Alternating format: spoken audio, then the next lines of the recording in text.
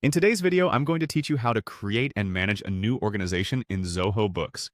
Whether you're setting up your first organization or expanding to manage multiple businesses, this tutorial will guide you through the entire process, ensuring you can handle your financials with ease and efficiency. To start off, open your web browser and navigate to the Zoho Books website. Once you're there, you'll need to log in with your credentials to access your dashboard. If you're not familiar with the dashboard layout, don't worry. It's designed to be user-friendly. The main page provides an overview of your financial activities and key metrics. Once you're on your dashboard, locate and click on your current organization name at the top of the page. This will open a drop-down menu detailing various options related to your organization. Here you can view any existing organizations under your Zoho account, and from this menu you have the option to manage them. Next, you'll want to click on the Manage button in this drop-down. This will take you to a new page titled My Organizations. This section is quite important because it serves as the hub for managing all your organizations within Zoho Books.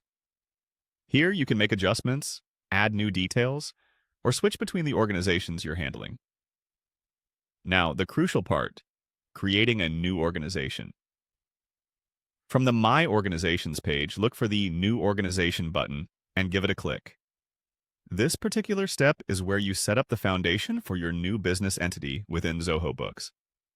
It's a straightforward process where you'll input all necessary details about your new organization, including its name, business type, address, and other relevant information. Once you've completed adding a new organization, you can navigate back to the My Organizations page by following the same path. This ensures that you can manage existing setups or make further modifications as required. It's helpful to spend a bit of time here familiarizing yourself with all the options you have at your disposal, especially if you're planning to manage multiple organizations effectively.